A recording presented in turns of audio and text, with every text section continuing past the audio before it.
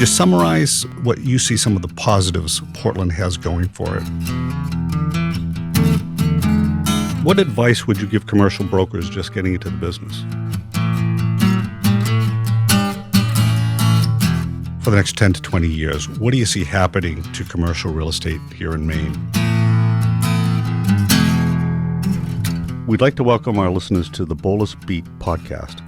I'm your host, Greg Boulos. The Boulos Company is Northern New England's largest commercial real estate services firm with offices in Portland, Maine and Portsmouth, New Hampshire. We've been selling and leasing real estate in Maine and New Hampshire since 1975. This is a series providing insight into Maine's real estate movers and shakers.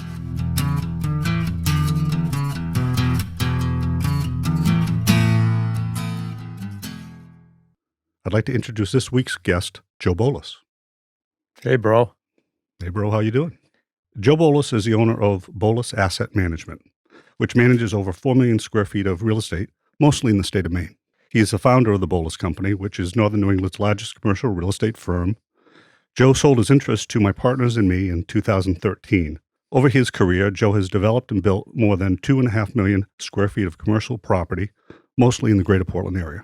Prior to entering real estate, Joe served a tour of duty in Vietnam from 1968 to 1973 as a U.S. Marine Corps pilot. From 1973 to 1975, he was a commercial pilot in Laos, Africa, and South America. Joe attended Cheverus High School and Colby College, where he was the chairman of the Board of Trustees for a number of years and remains a board member.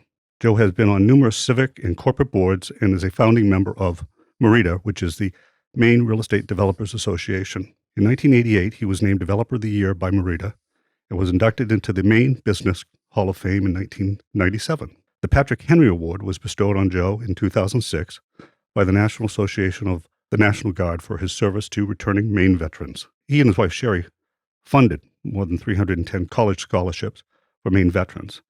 In 2008, he was named Colby College Philanthropist of the Year. And perhaps the most notable thing about Joe is that he is my much older brother. Welcome, Joe. Thank you, Greg. Great to be here. So, Joe, how does a jet and helicopter pilot flying in Vietnam and Africa end up selling and developing commercial real estate here in Portland?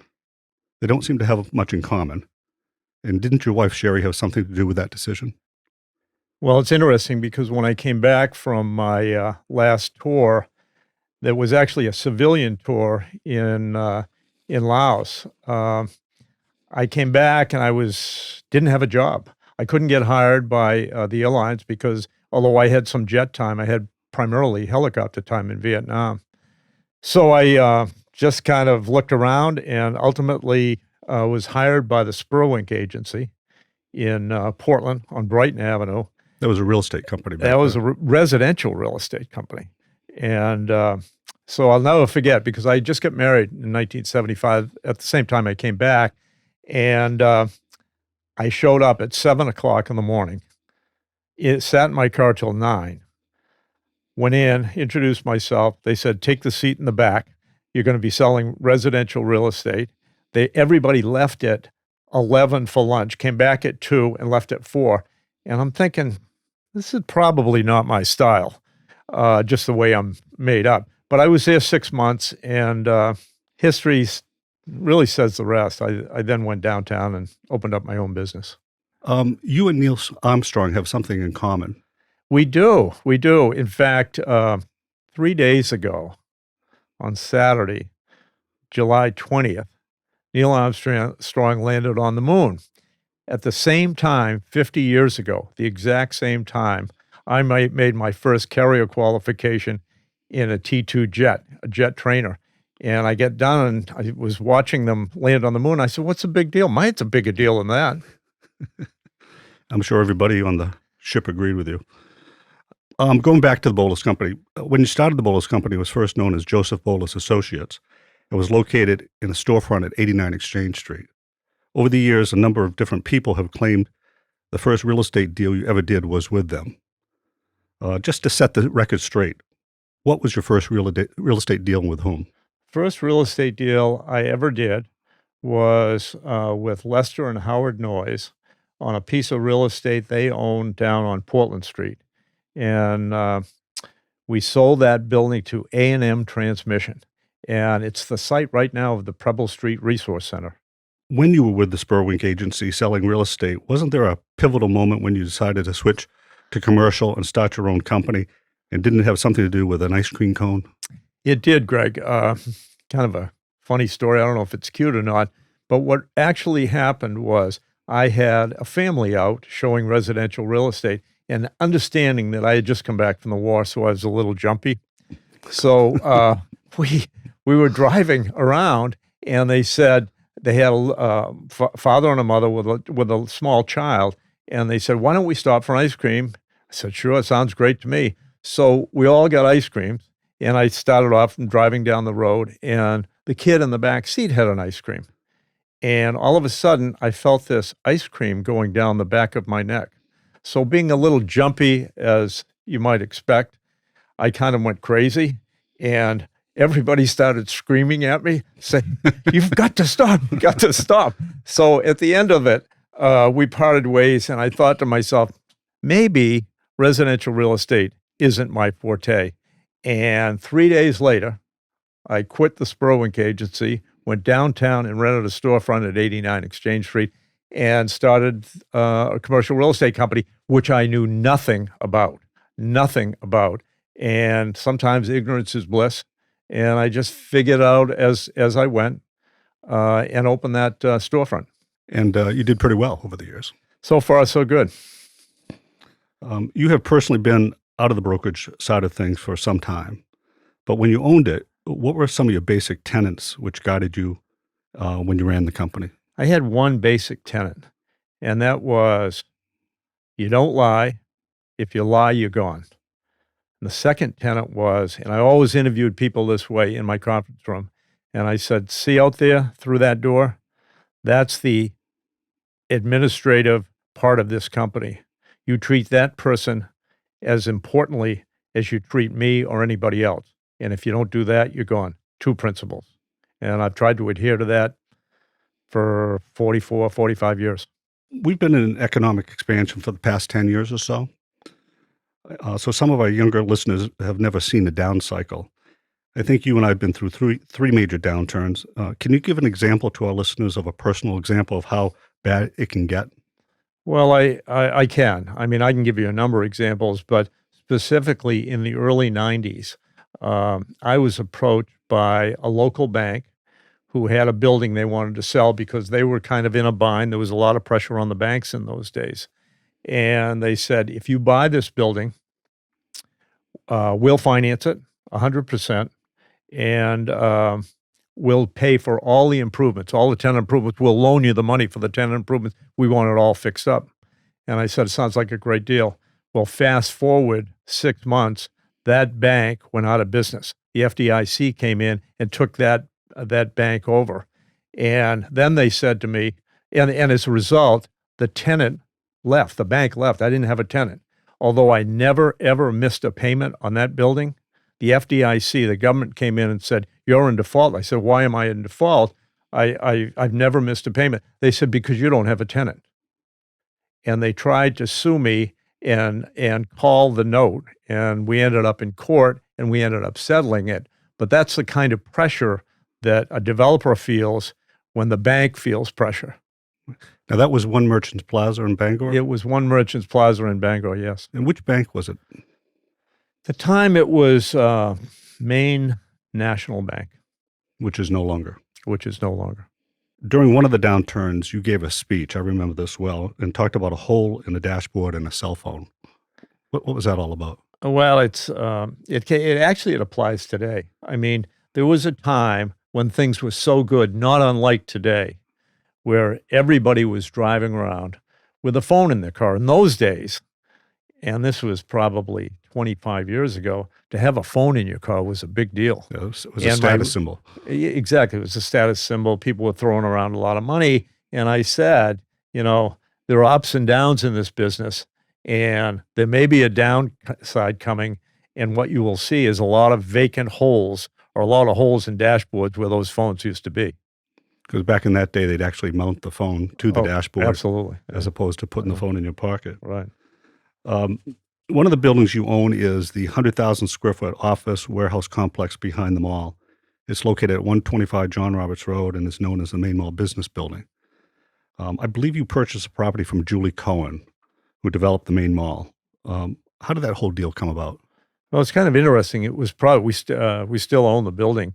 It was, I think, in 1978, 77, 2 years after I got into the business, and I happened to know Julie Cohen. He was an Annapolis graduate and fellow that I knew, although much older, and he had just finished developing the mall. And I had myself and Doug Carnetti had built a couple of buildings across the street, kind of service-oriented building, 1,500 square feet, 10% office, and it was going pretty well. And so Julie decided to multiply that by 10 and build 100,000 feet totally on spec. And he hired me as a broker. And he, about maybe 6 months into listing, he came to me and he said, "Joe, I'm in the commercial mall business." He said, "I have no idea what I'm doing here. Why don't you buy this building?" I said, "Julie, I don't have any money." And I didn't have any money. And he said, "I'll tell you what, you go to KeyBank and see how much they'll give you for this building." I'm a director, by the way, of KeyBank. So I did go to KeyBank and I said, they gave me X amount of dollars. And he said, "Whatever KeyBank doesn't give you, I'll take it back in a second mortgage. And by the way, in 3 years, you'll pay me off." A, B, C, 3 years, I paid him off. So it was really the start of me owning real estate. And interest rates back then were pretty high. Well, I mean, they were reasonable in 70, I think 70, 71, 72. They got up to 16, 17% when the prime was that high. Versus, say, 4% today for a commercial Exactly, loan. yeah. On the Main Mall Road, there's a shopping center that you and I developed known as Mallside. It's where DSW and the Guitar Center are. Mallside was originally home to Service Merchandise. Leo and Dennis Berry were our partners. Originally, there were 3 different parcels of land there.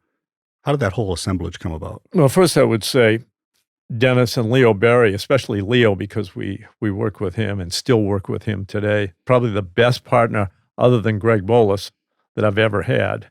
And that deal came about. We had to assemble 3 parcels, and the middle parcel belonged to them.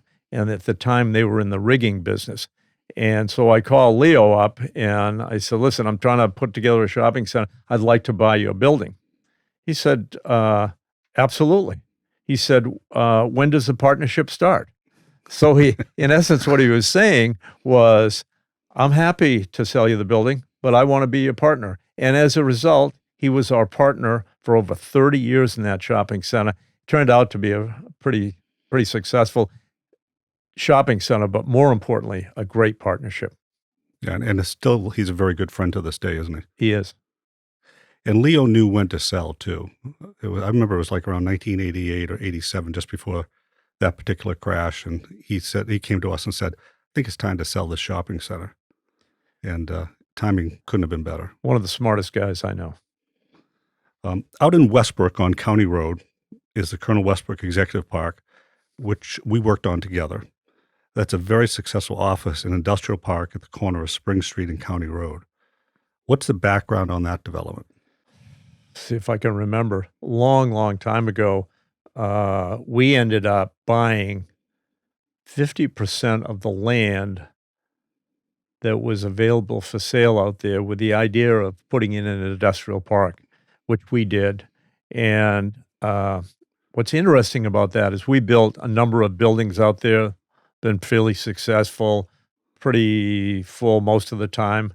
But what people thought, and it happened to me many times, people would come to me and say, "Well, you guys developed Colonel Westbrook Executive Park. We're going to do the same thing in Winthrop. We're going to attract business. We're going to do the same thing in Waterville. We're going to attract business." But the question they failed to ask was 20 years later, we still had vacant parcels, and that was a pretty good location. It's not easy. And this idea of having industrial parks drive development or attract tenants into your town or city isn't necessarily the winning formula. Yeah, you got to have people to fill those buildings. Correct. You got to have population. What advice would you give commercial brokers just getting into the business? Be honest. Be on the street 12 hours a day. Be patient, and probably patience, it's a plus and it's a minus. But most importantly, have the support of your spouse.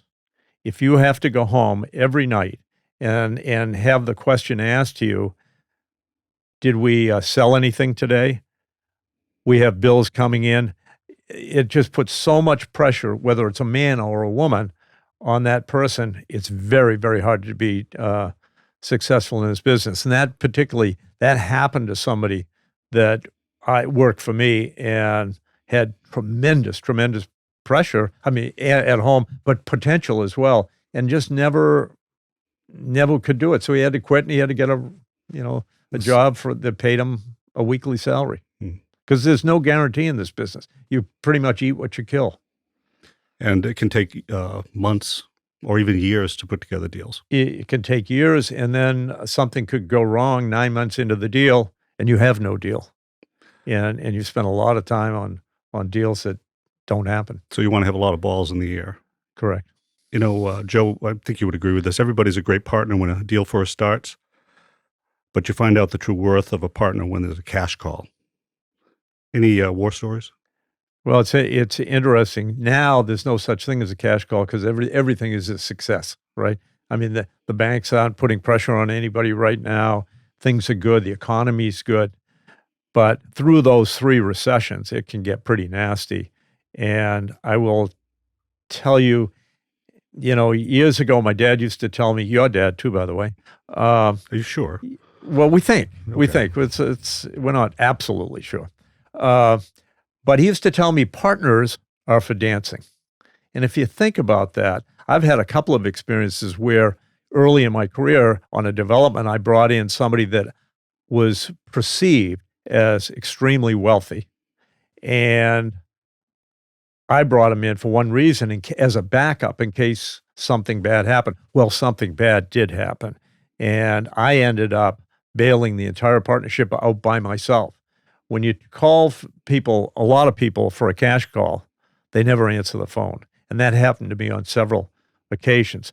Now, the other side of that is I had a partner, Larry Mahaney, Kevin Mahaney's dad, probably the finest person I've ever met. I called him and he said, when do you need it? How much do you need? We were equal partners, and he stood up. And when crunch time comes, not everybody stands up. Larry Mahaney stood up. And of course, Leo Berry too and Dennis were great partners too, as you mentioned earlier. No cash call. But if we had one, I think they would have stepped up, don't you? Correct. Okay. All right. Looking into your crystal ball, and I know you don't have this much time left, but looking into your crystal ball for the next 10 to 20 years, what do you see happening to commercial real estate here in Maine and Portland in particular? And I'm kind of out of it, to be honest, but people ask me a lot, is this a bubble? With WEX going downtown, with all of these Vets First Choice and all these condominiums being downtown, going downtown, where you're paying $1 million for a condominium down here. The Eastern Prom, where you're paying $1 million. So they say, is it a bubble? I don't think it is a bubble. I think Portland is so hot and will continue to be hot, especially with technology and the ability to work from anywhere. Portland's a great place to be. I'd invest in Portland in a heartbeat today. Yeah, what we're seeing is a lot of folks coming up from Boston and New York, and not a lot of speculation in terms of people buying condos and hoping to flip them, but actually people buying condominiums and living in them. So that's always a good sign. Right. But that said, nothing lasts forever, and at some point there'll be a slowdown. I agree with you. I think Portland will do okay. Well, I think as an investor, as a developer, anything, and Julie Cohen told me this years and years ago. He said, don't have too much debt. Put equity into a deal. Don't finance 100 and 120%, because crunch time will come where that bank will be knocking on the door. You better have some cash and you better have some equity into the deal. Right. Good advice. What do you see as Portland's greatest strengths right now, but also some hindrances to further development? I think one of the greatest strengths is location. As you just mentioned, it's close to Boston. It's on the water, 45 minutes to skiing. If you can make a living in this city, why wouldn't you want to be here? One of the downsides is that it's a very limited area. I mean, if you go north of Portland, it's very, very difficult to invest and to get a decent return. Yeah, there's really Portland, and then there's the rest of the state. With the exception of Waterville, where Colby College is making a huge difference downtown. And is your opinion shaped in any form or manner by the fact that you went to Colby and did graduate, barely, but did graduate, and then was chairman of the board of the trustees? No, I don't think it's influenced by that at all, Greg, Okay. No. other than the fact that I'm chairman of the committee of downtown Waterville. Actually, let's talk about Waterville a little Yeah. bit. I mean, when you went to college there, it was kind of a wasteland, right? Well, not exactly. I mean, Hathaway Shirt was there. All the mills were producing. It was a vibrant town. It really was. What happened was the mills went out of business. Hathaway went out of business. All of a sudden, Main Street, there was nothing on Main Street. And we've always, at Colby, under David Green's leadership, we've always believed that you have to have a healthy downtown to have a healthy college. It's all part of the same equation. And as a result, under David's leadership, and this guy should be president of the United States, under his leadership, we probably have well over $100 million invested in downtown. We just renovated a 50,000 square foot office building. We put in a brand new 220 suite dormitory. We've got a new hotel we broke ground on last week. We're bringing a lot of private investment into the city. We're going to do a contemporary art museum right on Main Street downtown. So in 2 years, I think David's vision and the college vision is going to be pretty much fulfilled. And is the idea through your Colby's investments, that other private individuals will come in and invest in other buildings and keep the ball rolling? It's happening now. It's happening as we speak. Well, let's talk about some of your employees over the years. You know, Wendy McLaughlin. Well, Wendy, my first secretary was part-time when I opened up on Exchange Street. And I'll never forget, because in those days, when I first moved into Exchange Street, I was a first floor storefront. So on Saturday mornings, I would clean my own windows on Exchange Street, and I had to balance on the ledge. And the biggest real estate name in Portland and Greater Portland at that time was a guy named Arthur Snyder. And he drove around in a Rolls. I can talk like this because he's passed away. But he drove around in a Rolls Royce in Portland, Maine in 1975 with the license plate Snyder on it, right? So he was in a big, imposing individual. So one day, Saturday morning, I'm balancing on the ledge, cleaning the windows, and I see the shadow of this big guy in back of me. And he looks up and he says, "Hey, kid." He goes, "One thing, this is a whore's business." And he turns around and walks away. I fell off the ledge, scared me to death. True story. And he was a competitor at that time, right? He was the guy. He was the guy. And then Wendy joined you. Well, I needed somebody to help me a little, so I hired a part-time secretary who was probably, I see a lot of people are very, very bright. She was outstanding. And she ended up working for 20 years as my secretary, now called an administrative assistant. And she left after 20 years. What, she just couldn't take it anymore? Or? No, I think that's about the time you joined the business. Okay. Well, there would be a correlation there. It might be a correlation. No, her husband was a federal probation officer, and they just decided he was retiring, and so she decided to retire, and they went to Florida. And I still see her once a year down there. Great woman. And you've had some great partners over the years in the firm, back when you were in the brokerage company, myself, Dan Greenstein, Tony McDonald. Any thoughts on the partners? No comment. Okay. We'll leave it at that. Well, Greg, thank you for having me here today. I really enjoyed it. As did I. That's it for the Boulos Beat this week. Special thanks to Joe Boulos for being my guest. You can learn more about Joe and Boulos Asset Management on a website at boulospm.com or Facebook by searching for Boulos Asset Management. I'd like to thank you for listening today. And if you'd like to learn more about the Boulos Company, please be sure to visit us at www.boulos.com. You can find us at the Boulos Company on Facebook and LinkedIn, and at The Boulos Co. on Instagram and Twitter. And lastly, if you want to know the secret to owning real estate, it's pretty simple. Just be sure to outlive your debt.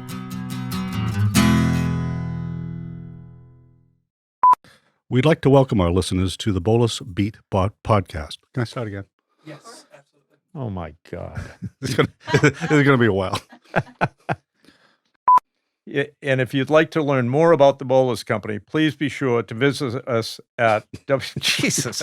You know, it's not as easy as it looks. The first mine was much better than yours. Let's start. Okay, You've got a let little me finish, cocky there. 'cause- Let's yeah, start. I did.